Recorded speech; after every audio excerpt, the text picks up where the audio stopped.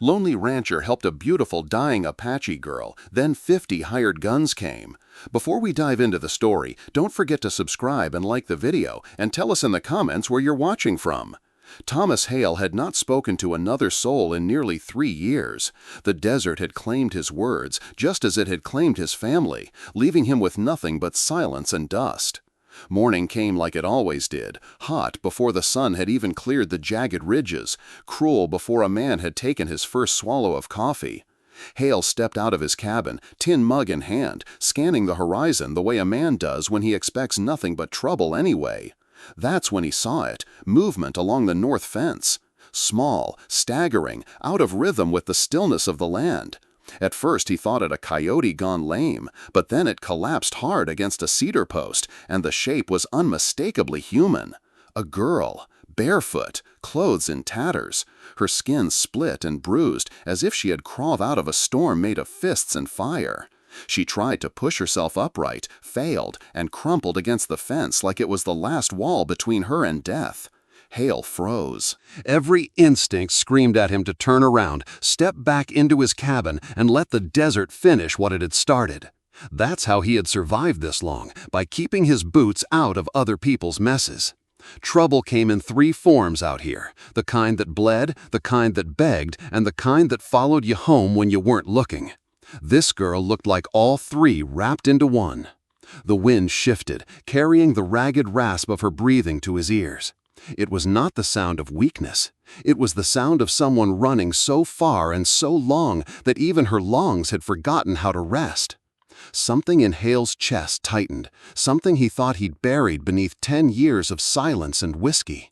He set the cup down, crossed the yard in 3 long strides, and knelt beside her. Up close she looked younger than he'd feared. 17, maybe. One eye swollen shut, cheekbone dark with bruises, lips cracked from thirst. Her arms were covered in welts, old scars layered beneath fresh wounds. Rope burns scarred her wrists. She tried to crawl away from him, no strength left, just instinct. He didn't grab her, didn't even move closer. He just crouched, letting her decide if he was friend or predator. Somewhere on the ridge a coyote howled, the sound sharp and hungry. Hale's horse snorted restlessly, ears pinned toward the south. The land itself seemed to lean in, watching. Finally he spoke, voice rough from disuse. "Easy. You're safe. For now." She didn't answer. Her chest rose and fell like bellows working their last ember. Then, barely above a whisper, she forced out a question that made his blood run colder than any night wind. "You work for McGraw?" Thomas Hale didn't answer her question. He didn't say yes, didn't say no. Words meant little out here. Men lied with a smile, and truth was a rare currency. Instead, he slid his arms beneath her weight. She didn't resist, didn't help either. She felt light, too light, like she'd been hollowed out by hunger and fever. The cedar post groaned as he lifted her, the desert watching as though the land itself disapproved. Hale carried her across the yard, boots crunching dry earth, and shouldered open the cabin door. Inside, the air was cooler, shadows stretching long across the floorboards. He laid her down on an old horse blanket spread over the couch. For a moment he just stood there, staring at her, not as a man looks at a stranger, but the way a father looks when memory cuts deeper than any blade. His daughter, Emmy, had once curled the same way, small, trembling, the fever already burning her away. Hale had failed her, he knew it. He had sworn never to care again. And yet here lay another child the desert wanted to claim. Her eyes flickered open, sharp despite her exhaustion. She scanned the room, catching sight of the rifle by the wall, the axe by the door, then his face. Distrust burned hotter than fever. "You're not with him?" she rasped. It wasn't a question this time. "No," Hale said simply. His voice cracked from disuse, but there was iron beneath it. She blinked, then sagged back, too tired to hold suspicion any longer. Hale crouched beside her, unwrapping the torn cloth around her ribs. The sight was worse than he expected. One rib broken, skin purpled, welts old and new like cruel handwriting across her flesh. Rope burns ringed her wrists. Dirt and dried blood caked her knees. He rinsed a cloth in the basin, dabbed her face, then poured water into a tin cup and set it within her reach. She stared at it as though unsure if it were real. "Drink," he said. Her hand shook as she lifted the cup, spilling half before the rest reached her lips. She swallowed greedily, then coughed, clutching her side. Hale didn't flinch. He had seen men die with less fight in them. He stepped back, gave her space, and moved to the window. The desert stretched endless, but Hale knew better. He felt the shift in the air, the kind of stillness that came before riders. Birds had stopped singing. Birch, his horse, pawed the dirt outside, uneasy. Trouble was coming. On the floor by the door, something caught his boot. Small, wooden, stained with blood. Hale bent, picked it up. A hand-carved medallion, rough but deliberate, etched with symbols he didn't understand. He slipped it into his coat pocket without a word. Behind him, the girl's voice cracked through the silence. "My name is Ayanna." Hale turned, eyes narrowing, the medallion pressing cold against his chest. The wind shifted again, carrying with it not just dust, but the faint, unmistakable tremor of hooves. To continue this adventure, please subscribe to our channel. It helps us keep creating. The girl, Ayanna Redbird, sat propped against the cabin wall, the buffalo hide blanket clutched tight around her shoulders. She was still pale, but the fire in her eyes had sharpened, no longer dulled by fever. Hale watched her from across the room, his coffee untouched on the table.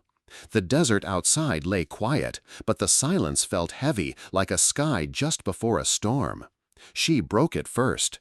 Her voice was ragged but steady. "You shouldn't have taken me in. They'll come for me." Hale didn't move. He had learned long ago that silence was a weapon sharper than steel. She mistook his quiet for disbelief and pressed on. His men, McGraw's men, they don't let go, not ever. 12 girls are still in his hands, locked away in the canyon. My cousin is one of them, Juana. She's only 14. Her words struck harder than any bullet. Hale remembered Emmy at 6, her laughter like bells against the wind. He had buried that sound beneath 10 years of dirt, but now it stirred, unwanted. Ayanna's hands trembled around the blanket. She stared at the floorboards as if confessing a sin. "I tried to free her, last night.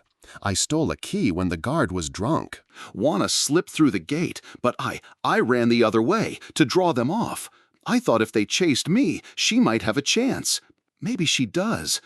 Maybe."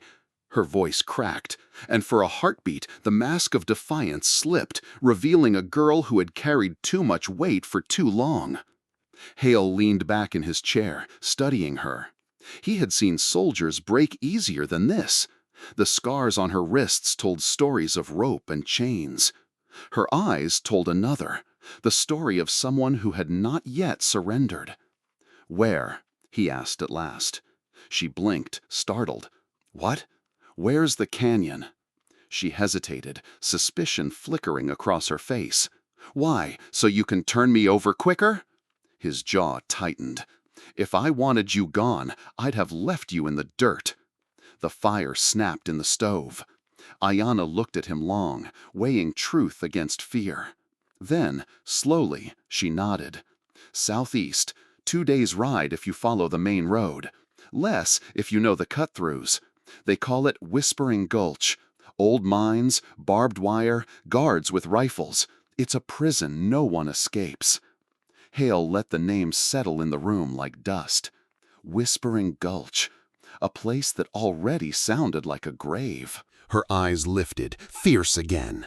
"They'll come for me by nightfall, and if they don't find me, they'll punish the others. That's McGraw's way. One runs, all bleed."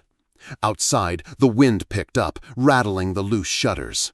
Birch stomped the dirt, restless.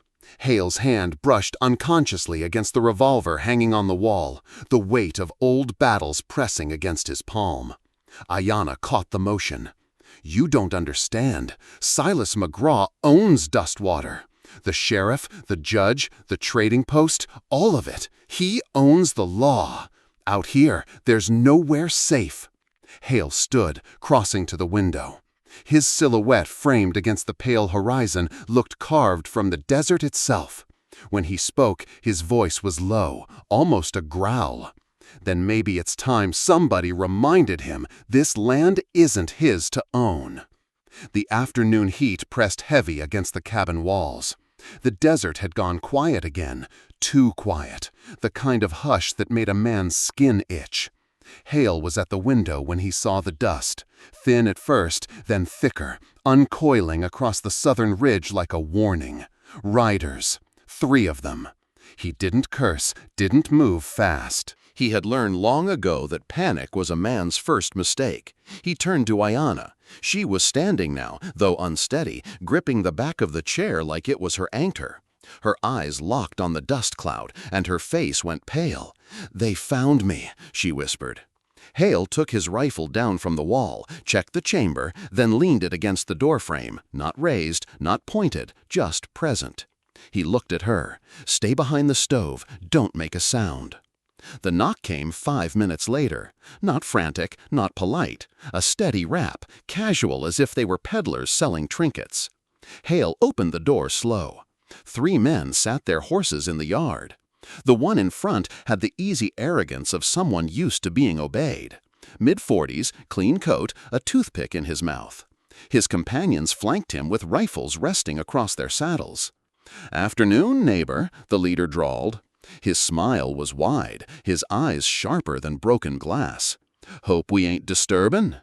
"You are," Hale said flatly. The man chuckled like it was a good joke. "We're just passin' through, lookin' for someone. Thought you might 'a' seen her. Young Apache girl, dark hair, maybe hurt." "Family business." "Family?" Hale's voice was calm, but his hand itched near the rifle. "Extended family," the man said smoothly, reaching into his coat. He pulled out a folded parchment and held it up, letting the wax seal catch the sun. "Deputy Reeves himself signed this. Legal retrieval warrant. Fugitive girl, designation unknown, presumed violent."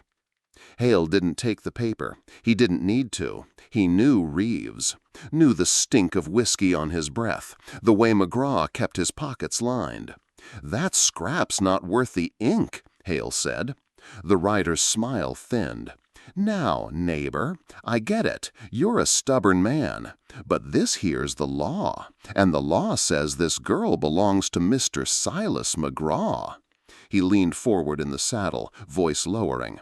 "Best you hand her over before the law turns against you." From behind the stove, Ayanna's breath caught. She pressed her fist to her mouth, silent but shaking. Hale didn't blink. He stepped onto the porch, boards creaking under his boots. "Far as I see it, the only law on this land is the one written in blood and sweat, and I don't recall any page that lets men own children." The man's grin faded. His eyes hardened into something colder. For a long moment, no one moved. The wind tugged at the edges of the parchment, rattling like dry leaves. Finally, the rider tucked it back into his coat. "You'll regret this, mister. McGraw don't take kindly to thieves." "Then tell him," Hale said, voice even, "he's knocking at the wrong door." The riders lingered a heartbeat longer, then wheeled their horses, dust boiling up behind them. They didn't leave in haste. They left like men who planned to return, with more. Inside, Ayanna's whisper cut the silence. "You just signed your death warrant." Hale closed the door, set the rifle back against the wall. His face was stone, but his eyes burned. "No, I just tore up his." The riders were gone, but their dust still lingered in the air, hanging over the ranch like smoke from a fire. Hale stood by the window long after the sound of hooves faded, his jaw set hard. Ayanna sat on the couch again, clutching the blanket, her eyes on him like she was trying to read what kind of man he was. "You could have handed me over," she said softly. "Would have saved yourself a world of pain." Hale didn't answer. He walked past her, out the back door, and around to the lean-to where firewood was stacked. For years, that stack had hidden a tarp-covered crate, untouched, buried under dust and memory. He stared at it a long while before kneeling down. His fingers hesitated on the rope binding it, like a priest before breaking a seal. When he pulled the tarp back, the past came with it. An oilcloth bundle, stiff with age. He unwrapped it slow. Inside lay a Colt revolver, blued steel dulled with time. The grip worn smooth where a younger Hale had held it through nights of fire and blood. Beneath it, a Winchester rifle, cleaned once a year though never fired. And at the bottom, a belt with 6 cartridges still waiting, brass tarnished but serviceable. Hale touched the revolver like a man greeting an old enemy. He strapped the belt around his waist, the leather stiff but still holding. Then he lifted the rifle, worked the lever, and heard the chamber click into place. The sound was like thunder in the quiet yard. From the doorway, Ayanna's voice carried, "You're no rancher." Hale didn't look back. "Not lately." "You've done this before," she pressed. Her tone wasn't accusation, it was recognition. He turned then, eyes shadowed. "And I've buried enough folks to know how it ends when you wait too long." The silence that followed was heavier than any words. Ayanna's face shifted, some of her fear replaced by understanding. She wasn't the only one carrying ghosts. Hale carried the weapons inside, set them on the table. For years, he'd told himself the desert was enough, that survival was all a man needed.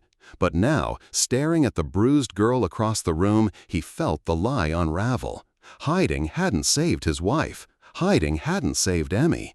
And if he kept hiding now, 12 more daughters would bleed in the dark. He sank into the chair, revolver resting heavy in his lap. His hands, though weathered with age, still remembered the weight, the balance, the way steel felt when a man chose to stand instead of shrink. Outside, the wind picked up again, carrying the faint sound of a crow. A bad omen, some might say. But Hale only listened, eyes narrowing on the horizon. "You're not going to let this go," Ayanna said quietly. Hale looked at her then, really looked. For the first time in years, his eyes didn't just see dust and graves. They saw fire, hers, his own, the kind that couldn't stay buried. "No," he said, "I'm not." The cabin smelled of oil and iron now, the sharp tang of weapons long dormant brought back to life. Hale sat at the table, cleaning the Winchester with steady hands. Across from him, Ayanna shifted uneasily on the couch, her gaze darting from his face to the rifle, then to the medallion he had left on the table between them. She finally broke the silence. "You think you can fight them all?" Hale didn't look up. "Don't know yet." "That's not an answer." "No," he admitted, sliding the cleaning rod through the barrel. "It isn't." For a long moment, the only sound was the rasp of cloth against steel. Then Ayanna pulled the blanket tighter, her voice dropping low. "When I was taken, they bound my hands so tight the rope cut the skin. I thought the pain would kill me, but it wasn't the worst part. The worst was when they said my name out loud, like it didn't belong to me anymore, like I was already theirs." Her fingers brushed the scarred skin of her wrists. She didn't flinch, didn't cry, just told it plain, like the desert tells its truths, without mercy. Hale set the rifle down. His eyes lingered on the medallion, the carving worn but still clear. "This?" She nodded. "My mother gave it to me, said it meant truth doesn't run. I lost it when they dragged me out of camp, thought it was gone forever." Her voice softened. "Guess it found me again." Hale pushed it toward her, but she shook her head. "You keep it. Looks like you need reminding too." His hand hovered over the wood. Ayanna's words cut deeper than she knew. He remembered Emmy's small hands, fevered and trembling, clutching the silver star he'd once carried as a deputy's badge. She had believed it meant safety. He had believed it meant nothing. When she died, both beliefs felt like ash. He cleared his throat, rough from the weight of memory. "My daughter, Emmy, she used to sit right where you are, 6 years old, hair the color of sunlight, called every horse she saw Thunder." He almost smiled, then the memory sharpened and the smile died. "Fever took her before I could get help." Ayana's eyes softened. For the first time since she'd staggered into his yard, the fire gave way to something else, recognition. Pain knew pain. "You think saving me will bring her back?" she asked gently. "No." His voice was steady, final. "But maybe it'll stop another father from burying a child." Outside, the wind carried the faint echo of hooves. Distant, not yet at the gate, but enough to set Birch snorting restless again. Both of them looked toward the window. "They're coming back," Ayana whispered. Hale rose, slinging the Winchester over his shoulder. "Then we'd best be ready." For a heartbeat, their eyes locked.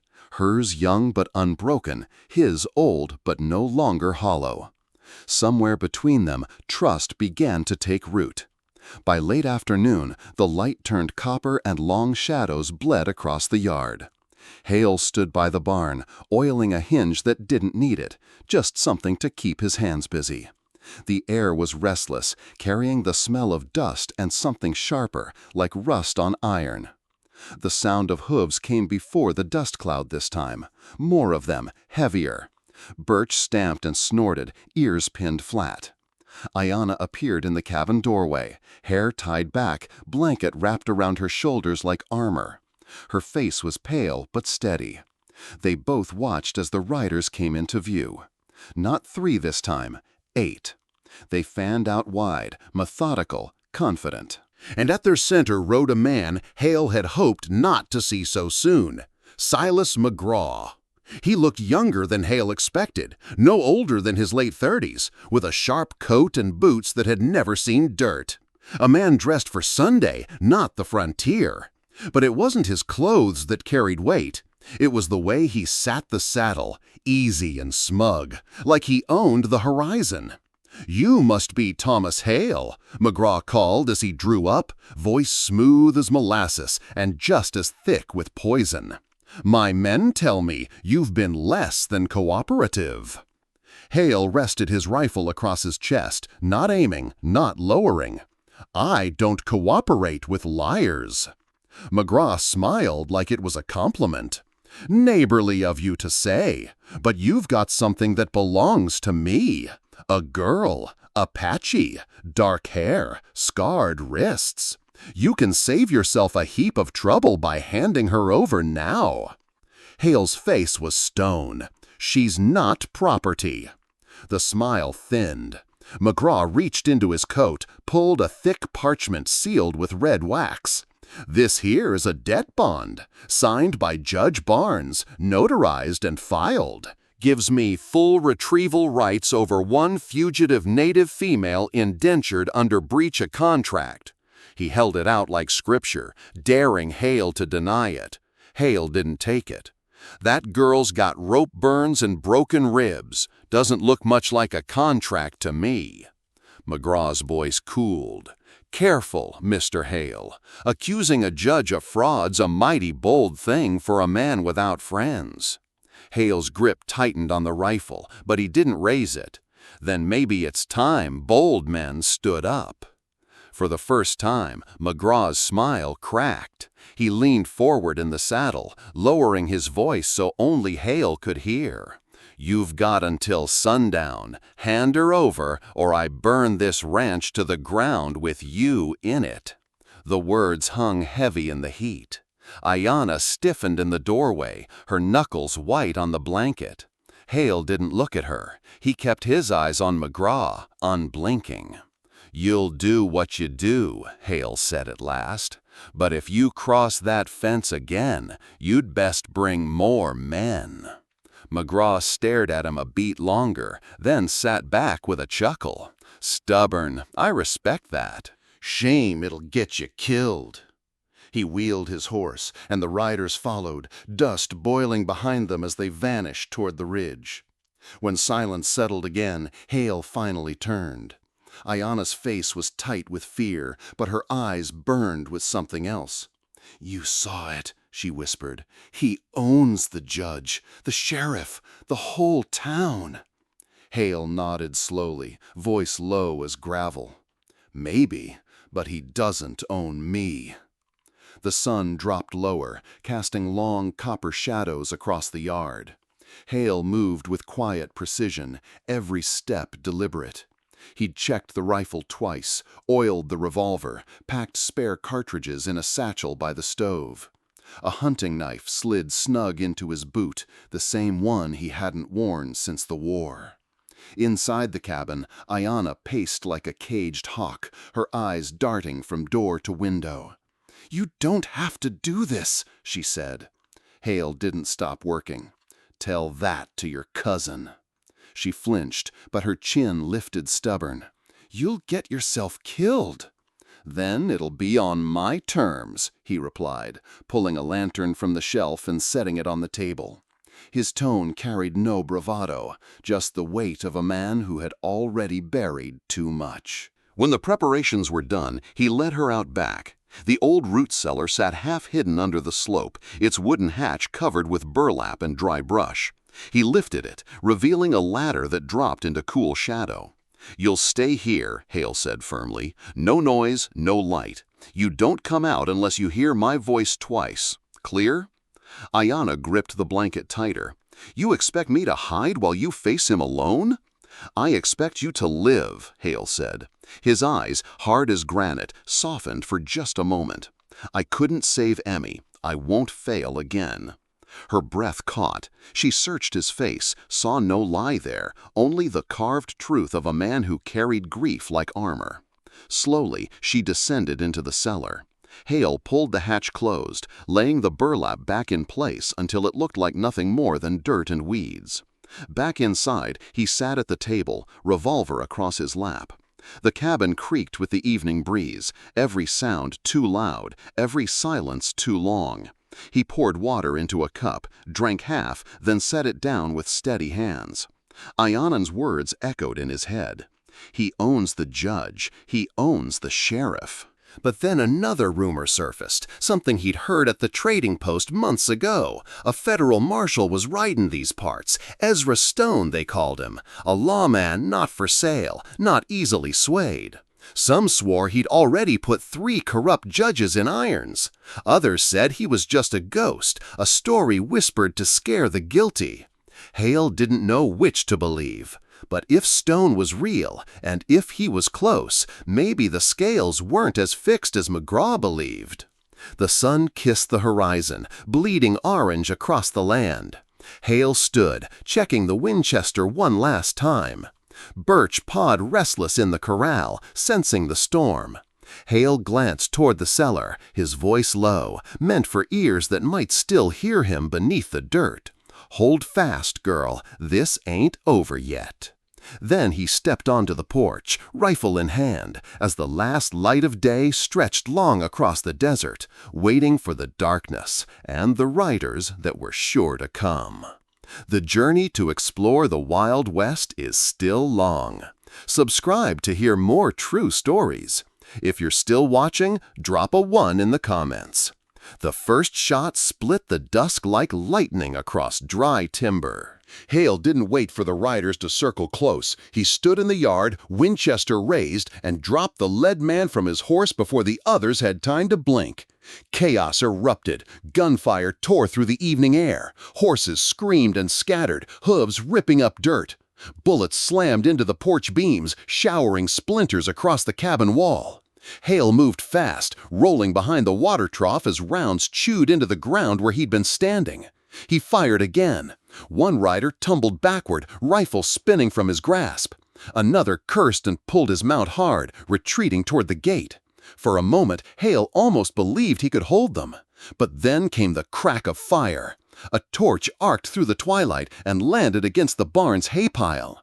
Dry straw caught like tinder, flames racing up the sideboards. Within seconds, smoke billowed thick and black, curling into the sky. Birch reared in the corral, eyes wild. Hale's gut clenched. That barn had stood through storms and droughts, but it wouldn't survive this. Nor would the herd if the fire spread. He had no time to mourn. He sprinted low, bullets snapping past his ears. Another man broke cover from the fence line, aiming for his flank. Hale dropped to one knee, fired quick, and sent the man sprawling in the dust. He didn't watch him fall. His eyes stayed locked on the fire. Reaching the barn, Hale heaved the water barrel over, soaking the ground where the flames licked fastest. Steam hissed, choking the air with smoke. His sleeve caught, fire crawling up his arm. He beat it out with his fist, teeth bared against the burn. "Try me," he roared, voice cutting across the yard. The gunfire faltered. For the first time in 10 years, Thomas Hale wasn't hiding. He was daring them to come. 2 riders spurred forward, rifles flashing. Hale ducked behind the barn's half-burned wall and fired back, dropping one, wounding the other. The wounded man crawled toward cover, leaving a red trail in the dust. Through the smoke, Hale caught sight of the wagon parked at the edge of the clearing. Chains, ropes, a cage bolted to its bed. Waiting, always waiting. His jaw tightened. He swung the Winchester up, aimed not at the men, but at the cage door. One shot. The lock shattered, sparks flying. The door swung wide with a groan of rust. "No one's property here," Hale muttered, chambering the next round. The fight paused. McGraw's men scattered to the edges, regrouping in the tree line. Smoke rolled over the yard, ash clinging to Hale's coat. His ranch was burning, his odds shrinking. But for the first time in years, his spirit burned hotter than the flames. This was no longer about survival. It was war. Gunfire crackled across the yard, then fell into uneasy silence. Smoke coiled from the barn, flames smoldering low where Hale had doused them. 4 men lay scattered in the dirt, 2 groaning, 1 motionless, another crawling weakly toward the brush. The rest had pulled back, regrouping behind wagons and fence posts, waiting for orders. And then the sound came. Hoofbeats, slow and deliberate. Not frantic like McGraw's men, but steady, purposeful. A lone rider appeared on the ridge, silhouetted against the last blood-orange light of the sun. His long coat flapped in the wind, and a badge glinted at his chest. Marshal Ezra Stone. The air shifted. Even the wounded seemed to hold their breath. Hale lowered his rifle, but did not relax. Stone rode into the yard as though bullets had never touched him, calm as judgment. He dismounted slow, boots crunching gravel, eyes sweeping the carnage. He passed Hale without a word, bent to pick up a parchment McGraw's men had dropped in the dirt. McGraw himself stepped forward then, his perfect coat marred with ash. His voice tried to hold its easy confidence, but cracks showed. "Marshal, this is dustwater business. You've no standing here." Stone unfolded the parchment, read it, then tore it in half. Once, then again, until the scraps fluttered like dying leaves. His voice was calm, but it carried like thunder. Judge Barnes was arrested 2 days ago on corruption charges. Every bond he signed is void, including this one. The silence was brutal. McGraw's jaw clenched, his men shifting uneasily behind him. "That's not possible," McGraw hissed. "It's official," Stone said, eyes like steel. "Deputy Reeves is stripped of duty as well. Dustwater has no sheriff, no judge, and no legal ground for the filth you've been running. You've got nothing but fire, chains, and a bad reputation." McGraw's hand twitched near his pistol. "I've still got men." Stone's revolver was out before the thought finished, barrel pointed square at McGraw's chest. "Reach for it, and I won't bother with trial. You'll be buried where you stand." For a heartbeat, it seemed McGraw might test him. Then, with a sneer, he stepped back. "This isn't over. You can burn papers and spout speeches, but you can't change what this land is built on.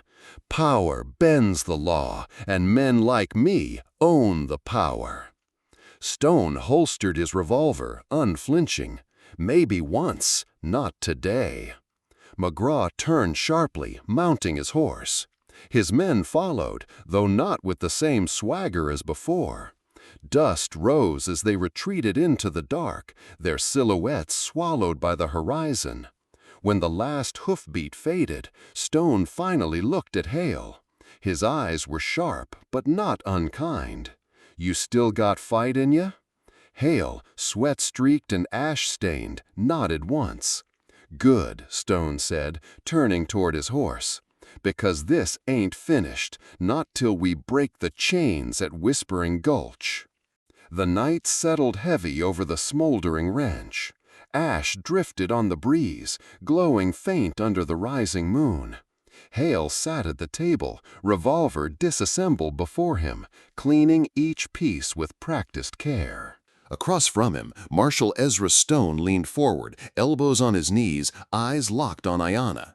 She clutched the buffalo hide blanket, but her voice was steady. "They'll punish the girls by sundown tomorrow. That's McGraw's rule. One runs, all suffer." Stone's jaw tightened. Whispering Gulch, how many guards? 6 on patrol, 2 in towers, Ayanna said. Her voice dropped. "But there are more inside, maybe 10, maybe 15, and McGraw himself." Hale reassembled the revolver, the final click loud in the silence. "What about the land?" She turned to him.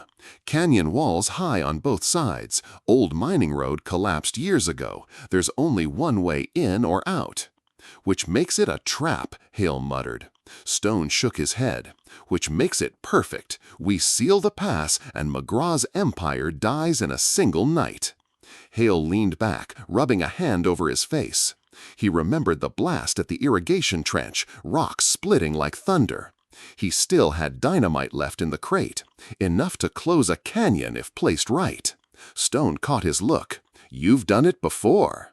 Hale didn't answer. He didn't need to. Ayanna's eyes burned with urgency. "There's a hatch above the girls' cabin. Leads into the rafters. I can slip in, get the keys, move them before the fighting reaches us." Hale turned sharp. "Too dangerous." "So is everything else," she shot back. "I know that place better than anyone. I know where they keep the rifles, where the dogs are chained, when the guards change watch. You don't. Without me, you'll waste time you don't have." Stone studied her for a long beat. "She's right." Hale's fists clenched, but he didn't argue. The girl had already risked everything once. He saw the fire in her eyes, the same fire Emmy had never lived long enough to show. Stone rose, moving to the window, his silhouette framed against the moonlight. "We ride before dawn, fast and quiet. Hale, you set the charges at the pass. I'll draw their fire from the south tower. Ayanna, you get the girls ready to run." Ayanna nodded. Hale didn't. He sat in silence, staring at the silver star Stone had left on the table. It was old, tarnished, once carried by a friend he'd buried long ago. Emmy used to hold it, calling it truth. His voice finally broke the quiet. "This isn't just a raid, it's a reckoning." Stone's eyes narrowed, and for the first time that night, he almost smiled. "Then let's give McGraw a reckoning he'll never forget." The canyon loomed black against the moon, its walls jagged like the ribs of some buried beast. From the rim, Hale peered down at Whispering Gulch. Lanterns swung on poles, shadows moving between shacks and towers. A dog barked, then another. 6 on patrol, Ayanna whispered, crouched low beside him. 2 in the towers, more sleeping inside. Stone scanned the ravine with a spyglass, his jaw rigid. "Looks about right." He snapped the glass shut. "Once Hale seals the pass, there's no turning back." "Point of no return," Hale muttered. He adjusted the satchel of dynamite across his shoulder. His hands were steady, but his chest carried the weight of 10 years of silence breaking all at once. They split without ceremony. Stone veered south through the scrub, his long coat blending with the shadows. Ayanna slipped east, hugging the canyon wall. Hale took the northern slope, boots grinding against loose shale. He reached the narrow bend where the trail twisted like a snake. Perfect place for a choke. He crouched, wedging the first stick of dynamite under a jut of limestone, then another. The fuse felt rough between his fingers, familiar, too familiar. He lit it, counted to 5, then ran. The blast hit like the wrath of heaven. Rocks split and thundered down, choking the trail in a cloud of dust. Horses screamed below, guards shouted, and lanterns flared to life. Hail rose from the smoke, Winchester in hand. A guard rushed toward him, rifle half raised. Hale fired once, sending the man spinning into the dirt. Another charged from the side. Hale swung the butt of the rifle hard, dropping him cold. From the south came more chaos, stones dewing. Gunfire rattled, echoing off canyon walls. Shouts rose as men scrambled toward the diversion. One of the towers flickered, then collapsed, its lantern tumbling like a falling star. The compound boiled with confusion. Hale moved fast, using shadows and broken ground. He counted shots, reloaded smooth, every motion carved by years of muscle memory. A bullet grazed his arm, hot fire ripping through flesh, but he didn't stop. He ducked behind a feed bin, returned fire, and dropped another guard. Through the haze, he caught sight of Ayanna. She had reached the rafters of the main cabin, her small frame slipping through the hatch like smoke. For a heartbeat, Hale's chest tightened. She was just a girl, but she moved with the resolve of someone carrying generations of chains on her back. Stone's voice carried through the chaos, low but commanding. "Hold your ground." The battle was no longer Hale against the night. It was 3 against a kingdom of chains, and for the first time, victory didn't feel impossible. Smoke, gunfire, and the cries of frightened horses filled the ravine. Hale chambered another round, eyes narrowing on the heart of the compound. Tonight, Whispering Gulch would fall. The roof beams creaked beneath Ayanna's weight as she slid through the hatch and into the rafters. Below her, the air was thick with sweat, straw, and fear. A single lantern glowed in the corner, throwing long shadows across a row of cots where girls huddled together, their eyes wide and hollow. Her cousin, Wanna, was among them, barely more than a child, clutching a strip of cloth like it was all that tethered her to life. The sight almost broke Aya's breath. She pressed a finger to her lips and whispered, "Quiet." The girl stared, disbelieving. Then Wanna's eyes filled with tears, but she nodded. Keys. She needed the keys. Below, a guard sat slumped in a chair, rifle across his knees. His chin bobbed, caught between wake and sleep. Ayanna eased down the rafters, each step measured, every muscle taut. She dropped soundless to the floor, moving toward him. Her hand closed around the hilt of his knife. His eyes flickered open. Ayanna froze. His mouth opened for a shout, but she was faster. She slammed the hilt into his temple. The man crumpled, his rifle clattering to the dirt. For a heartbeat, the noise rang too loud, echoing against the cabin walls. "Please, hurry," one girl whispered, her voice trembling. Ayanna rifled through the guard's belt until her fingers closed on a ring of keys. She rushed to the locked door at the back of the cabin, sliding the first key into the iron loop. Nothing. She tried another. Her hands shook. A third. The lock clicked. The door swung wide, and the girl surged toward her, weak but desperate. She raised a hand. "One at a time. Stay low. Follow me." Wanna clung to her arm. "I knew you'd come," she whispered. "Not yet," Ayanna said. "We're not safe yet." The girls moved fast, scurrying across the floor toward the hatch. Ayanna boosted the smallest up, then another, heart pounding with every creak of the ladder. Outside, the night exploded with gunfire. Stone's diversion, Hale's rifle barking steady. Suddenly the door slammed open. Another guard stormed in, shotgun raised. His eyes went wide at the sight of the open door, the freed girls. Ayanna didn't think. She raised the fallen rifle, clumsy in her hands, and fired. The blast knocked her back, the recoil bruising her shoulder, but the guard fell heavy, blood spreading across his vest. The girls gasped, frozen. Ayanna swallowed hard, forcing her voice steady. "Move, now!" They obeyed. One by one, the girls scrambled into the rafters, vanishing into the night. Juana was last, her small hand gripping Ayana's tight. "I won't leave you," Juana whispered. "You won't have to," Ayana said, pulling her up. As she climbed after them, the compound below erupted with shouting. Men had seen the escape. The fight was no longer just Hale and Stone against McGraw's men. Now the girls were in the open, and the battle for their freedom had truly begun. Smoke rolled thick through Whispering Gulch, lanterns shattered, towers burning. Gunfire rattled across the canyon as McGraw's empire crumbled around him. But the man himself stood tall on the porch of his private cabin, pistol in hand, his fine coat streaked with ash, but his arrogance untouched. Hale strode into the open, Winchester low but ready. His boots crunched on gravel, every step a promise. "It's over, McGraw," Hale said, voice carrying over the chaos. McGraw laughed, bitter and sharp. "You think a few sticks of dynamite and a bleeding marshal end this? These girls are nothing but leverage. You kill me, it won't change what they are." "They're not property," Hale said, raising the rifle. His eyes burned with the weight of every grave behind him. McGraw sneered. "They're currency, and men like me will always hold the bank."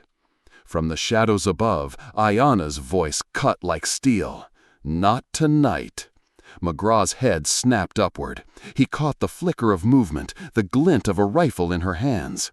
He raised his pistol toward her, but Hale fired first. The shot tore through McGraw's shoulder, spinning him against the railing. His pistol dropped, clattering to the porch. But McGraw wasn't done. Snarling, he staggered for the weapon, blood streaking his sleeve. His hand stretched toward the grip. A single shot cracked. McGraw froze, eyes wide with disbelief. He looked down at the dark stain blooming across his chest, then back at the rafters where Ayana stood, rifle smoking in her hands. "You," he rasped, before collapsing hard onto the porch. Silence followed, broken only by the crackle of fire and the cries of freed girls rushing from the cabins. Hale lowered his Winchester. His chest heaved, but his eyes never left McGraw's still form. For 10 years, he had buried his fight. Tonight, he had buried a tyrant instead. Ayana climbed down from the rafters, Juana clinging to her side. Her hands trembled, but her eyes were steady. She met Hale's gaze, daring him to call it wrong. Instead, he nodded once. "Good shot." She exhaled, a breath half relief, half grief. "He was reaching for it." "He always would have," Hale said. Stone staggered into view, wounded but upright, his badge glinting in the firelight. "You," he rasped, before collapsing hard onto the porch. Silence followed, broken only by the crackle of fire and the cries of freed girls rushing from the cabins. Hale lowered his Winchester. His chest heaved, but his eyes never left McGraw's still form. For 10 years, he had buried his fight. Tonight, he had buried a tyrant instead.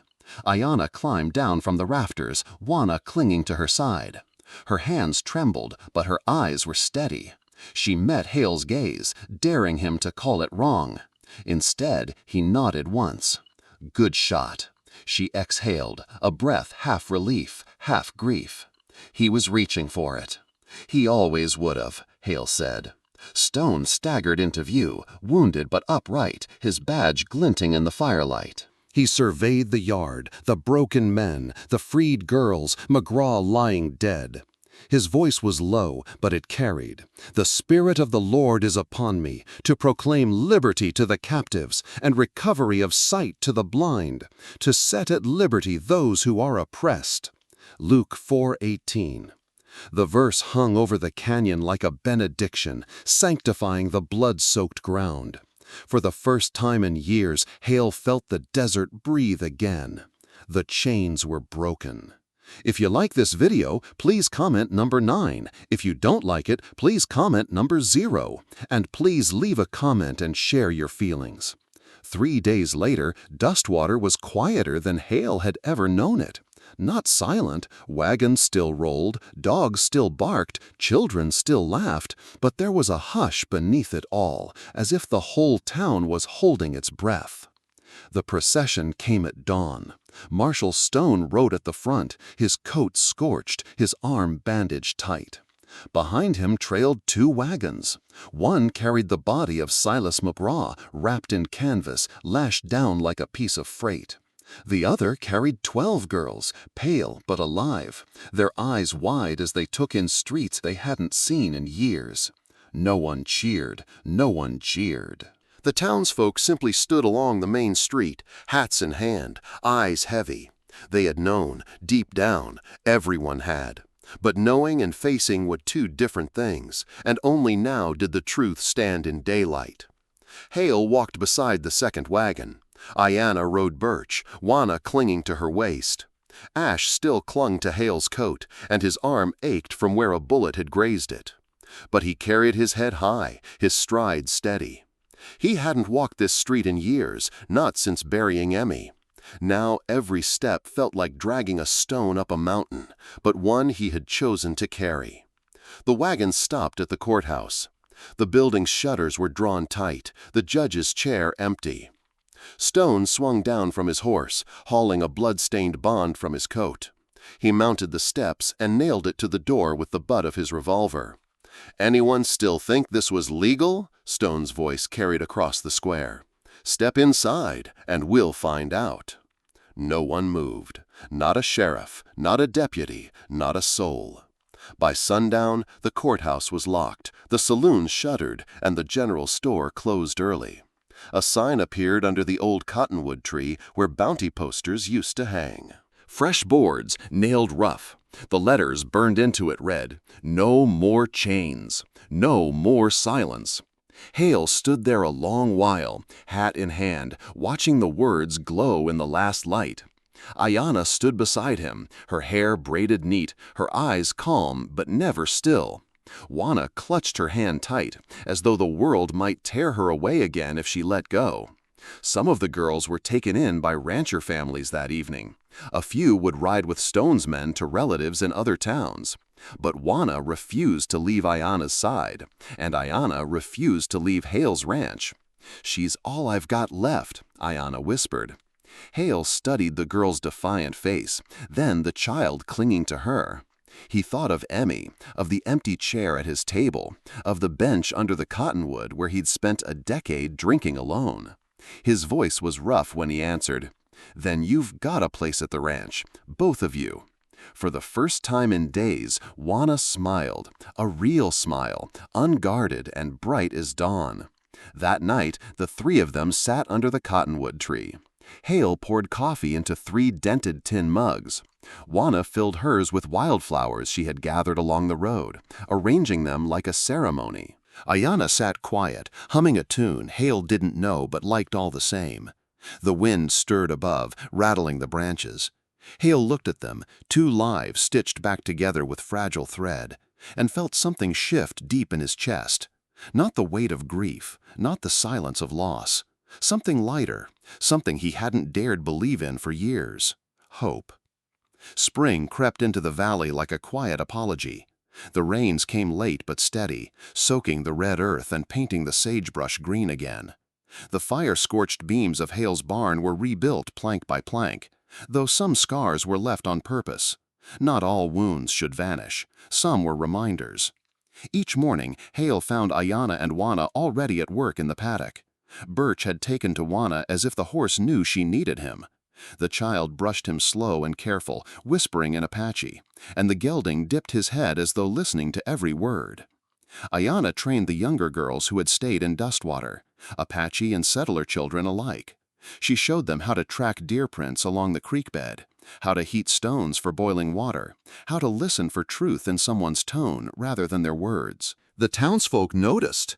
At first they whispered, uneasy with the sight of Apache children in their schoolyard. But soon even the hardest men had to admit the lessons mattered. Trust grew like spring grass, slow, stubborn, but alive. Hale kept to his routines, mending fences, oiling hinges, feeding cattle, but they no longer felt like a penance. He still carried the weight of Emmy's absence, but the silence in the cabin was gone. Juana filled it with questions, stories, and laughter that slipped through the walls like sunlight. Ayana filled it with patience, with her quiet strength, with the fire that had carried her through captivity and into freedom. One evening, they sat beneath the cottonwood tree. Hale had built a bench there, rough-hewn from cedar, facing the horizon where the sun bled gold into purple. Juana sprawled in the grass at his feet, sketching horses in the dirt with a stick. Ayana mended tack beside him, humming a tune that carried the peace of river water. "You never did say why you keep that old horseshoe nailed to the porch," Ayana said, glancing toward the cabin. Hale looked at it, the rusted shape clinging stubbornly to the beam. His voice was low. "Superstition, I guess. A lucky charm?" He shook his head. "No, a reminder that even rusted iron can hold fast when the storm comes." She didn't press further. She didn't need to. The sun dropped lower, shadows stretching long across the ranch. Hale thought of the night McGraw had stood there, smug and certain, declaring men as property. Thought of the chains, the bonds, the lies written in ink and sealed in blood. He thought of the cage door swinging open with a single shot. For years, he had believed nothing could be rebuilt. Emmy was gone. His life was gone. But sitting there beneath the cottonwood with two survivors beside him, he finally understood. Healing didn't come like lightning. It came like rain in the desert, slow, stubborn, and sacred. Juana ran to him then, wildflowers clutched in her fist. She shoved them into his hand, grinning. "For you," she said. He looked down at the blooms, ragged but bright, and something inside him eased. Ayana watched, her gaze steady. "Maybe this isn't the life we planned," she said softly. Hale nodded, his eyes on the horizon. "No, but maybe it's the one we needed." The wind stirred the branches above, whispering through the leaves like an old hymn. Hale leaned back, letting the sound wash over him. For the first time in a decade, he felt peace settle into his bones. Not the silence of despair, but the quiet of a man who had fought, endured, and finally found something worth keeping. The cottonwood stood tall, roots deep in the soil, branches spread wide. And beneath it, 3 lives, once scattered, grew together. Not perfect, not easy, but free. Some stories stay with us not just because of the gunfire or the danger, but because they remind us of something deeper. What it means to stand up when silence would be easier. To protect the vulnerable even when the cost is high. And to find hope after years of loss. Hale's fight and Ayana's courage may belong to another century, yet their struggles echo in our own lives. Moments when we must choose compassion over fear, truth over comfort, freedom over chains. Perhaps you too have known grief or carried a burden that seemed too heavy. Perhaps you've also witnessed a moment of unexpected kindness that changed everything. That is why we tell these true Wild West stories, not only to remember the past, but to keep alive the spirit of resilience and mercy. If this story touched you, share your thoughts below and join us again for more journeys into the heart of the West.